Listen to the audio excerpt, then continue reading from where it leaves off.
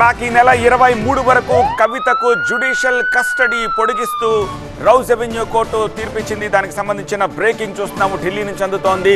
Rouse Avenue court కవితకు ఈ నెల 23 వరకు జ్యుడిషియల్ కస్టడీని పెంచింది. కవితను కోర్టులో హాజరుపరిచారు సిబిఐ అధికారులు. కొద్దిసేపటి క్రితం ఆ దృశ్యాలు చూస్తూ ఉన్నాము. ఈ నెల 23 వరకు కస్టడీని విధించారు. ఇది బీజేపీ కస్టడీ, సిబిఐ కస్టడీ కాదు అంటూ కవిత కమెంట్ చేశారు. బీజేపీ నేతలు మాట్లాడిన మాటల్ని సిబిఐ నన్ను ప్రశ్నిస్తోందని, అలాగే 2 ఏళ్లుగా అడిగిందే మళ్ళీ అడుగుతున్నారు అంటూ కవిత మీడియాతో మాట్లాడారు. ఢిల్లీ లిక్కర్ స్కామ్లో కవితనే కీలక పాత్రధారి అంటోంది సిబిఐ. లిక్కర్ పాలసీ రూపకల్పన, ఆమ్ ఆద్మీ పార్టీకి 100 కోట్ల ముడుపులు, సౌత్ గ్రూప్ నుంచి డబ్బు సమకూర్చడం, ఇవన్నీ కవిత కనుసన్నల్లోనే జరిగాయంటోంది. 3 రోజుల కస్టడీలో అనేక కోణాల్లో ప్రశ్నించింది. ఇవాల్టితో కవిత కస్టడీ ముగియడంతో కోర్టులో హాజరుపరిచింది సిబిఐ. కవితను జ్యుడిషియల్ కస్టడీకి పంపాలని సిబిఐ కోరగా ఈ నెల 23 వరకు జ్యుడిషియల్ కస్టడీ విధించింది కోర్టు.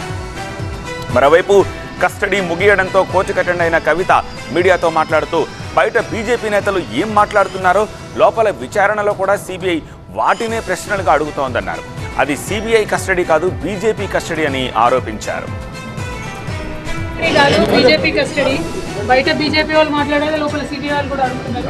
అడిగిందే అడుగుతున్నారు. 2 ఏళ్ల నుంచి నథింగ్ న్యూ.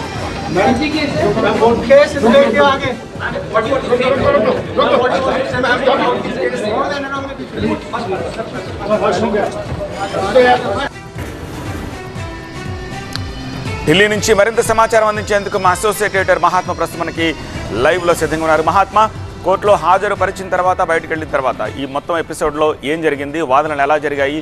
కౌంటర్ ఏమైనా ఇచ్చారా? తదుపరి కార్యాచరణ ఎలా ఉండబోతోంది?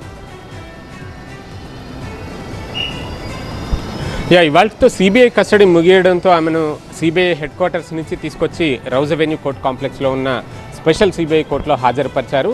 ఈ సందర్భంగా సిబిఐ అధికారులు ఆమెకు జ్యుడిషియల్ కస్టడీ విధించండి, జైలుకు పంపించండి అంటూ కోరారు. 14 రోజుల జ్యుడిషియల్ కస్టడీ కోరినప్పటికీ కోర్టు ఆల్రెడీ ఈడీ కేసులో ఆమె జ్యుడిషియల్ కస్టడీ ఈ నెల 23 వరకు ఉంది కాబట్టి మళ్ళీ ఆ కేసులో ఒకసారి, ఈ కేసులో ఒకసారి పదే ఈ జ్యుడిషియల్ కస్టడీలో భాగంగా కోర్టు నుంచి జైలు నుంచి కోర్టుకి, కోర్టు నుంచి జైలుకి తిప్పడం సరికాదు అన్న ఉద్దేశంతో ఈడీలో జ్యుడిషియల్ కస్టడీ ఏ రోజు వరకు ఉందో ఆ రోజుకి మ్యాచ్ చేస్తూ ఈ నెల 23 వరకు జ్యుడిషియల్ కస్టడీ విధించింది కోర్టు. సో ఆ రోజుతోటి అటు సిబిఐ జ్యుడిషియల్ కస్టడీ, ఇటు ఈడీ జ్యుడిషియల్ కస్టడీ రెండు కూడా ఎండ్ అవుతాయి. ఆ రెండింటి ఎండ్ అయిన సందర్భంగా కోర్టులో హాజరుపరచడం, మళ్ళీ 14 రోజులు దాన్ని పొడిగించడం అనేది రొటీన్గా కొనసాగుతూనే ఉంటుంది. అంటిల్ అండ్ అన్లెస్ ఆమెకు బెయిల్ లభించే వరకు ఈ జ్యుడిషియల్ కస్టడీ 2 కేసుల్లో కూడా ఎక్స్టెండ్ అవుతూ ముందుకెళ్తూ ఉంటుంది. దాన్ని మ్యాచ్ చేయడం కోసమే ఈ నెల 23 వరకు కోర్టు జ్యుడిషియల్ కస్టడీ విధించి తిహాడ్ జైలుకు పంపించాల్సిందిగా ఆదేశించింది. ఇకపోతే జైల్లో ఆమె కోరిన సదుపాయాల్ని కొనసాగించే విషయంలో కూడా, అంటే ఆల్రెడీ ఈడీ కేసులో ఆమె కొన్ని వెసులుబాట్లను కోర్టు కల్పించింది. అవే వెసులుబాట్లు ఇప్పుడు సిబిఐ కేసులో కూడా కొనసాగుతాయా లేదా అన్నది ఆర్డర్ కాపీ వస్తే తెలుస్తుంది. సో మరోవైపు ఆమె ఈడీ కేసులో దాఖలు చేసుకున్న బెయిల్ పిటిషన్ మీద రేపు విచారణ జరగనుంది. ఇప్పటికే మధ్యంతర బెయిల్ కోర్టు దాఖలు చేసుకున్న పిటిషన్ను ఇదే కోర్టు తోసిపుచ్చింది. ఇక ఇది రెగ్యులర్ బెయిల్ పిటిషన్. ఈ రెగ్యులర్ బెయిల్ పిటిషన్ అయినా కోర్టు ఎంటర్టైన్ చేస్తుందా, లేదు అంటే దాన్ని కూడా తోసిపుచ్చుతుందా అన్నది చూడాల్సి ఉంటుంది. And at the same time CBI కేసులో కూడా అరెస్ట్ అయిన నేపథ్యంలో రేపటిలోగా ఆ కేసులో కూడా బెయిల్ కోరుతూ పిటిషన్ దాఖలు చేసే అవకాశం కనిపిస్తోంది. ఆ మేరకు కవిత తరపు న్యాయవాదులు ప్రయత్నాలు చేస్తున్నారు. రేపు ఈడీ కేసులో బెయిల్ పిటిషన్ మీద విచారణ జరుగుతుంది కాబట్టి దాన్ని బట్టి ఆమె భవితవ్యం తేలబోతుందని చెప్పవచ్చు. అయితే ఈ మొత్తం వ్యవహారంలో ఆమెను కోర్టుకు తీసుకొచ్చి కోర్టు నుంచి బయటికి తీసుకెళ్లే సమయంలో కవిత కొన్ని కీలకమైన కామెంట్లు చేశారు. ఇది సిబిఐ కస్టడీ కాదు, బీజేపీ కస్టడీ అంటూ ఆమె ఆరోపించారు. ఎందుకంటే బయట బీజేపీ నేతలు ఏవైతే ఆరోపణలు చేస్తున్నారో వాటినే సిబిఐ అధికారులు తమ కస్టడీలోకి తీసుకున్నప్పుడు ప్రశ్నించారు తప్ప కేసు రిలేటెడ్గా కానీ అసలు ఏమాత్రం ఇది ఫర్జీ కేసు, ఇది పూర్తిగా అల్లిన కేసు, ఒక కల్పితమైన కేసు అంటూ ఆమె ఆరోపణలు చేశారు.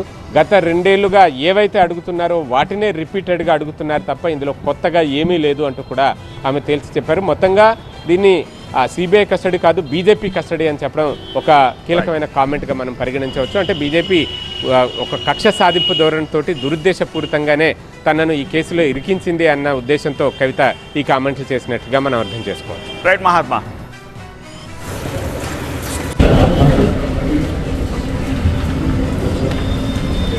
మాట్లాడుతుంది ఇదే తెలంగాణ. లోపల సిబిఐ వాళ్ళు కూడా అడుగుతున్నారు, అడిగిందే అడుగుతున్నారు. 2 నెలల నుంచి నథింగ్ న్యూ. ఫర్జీ కేసు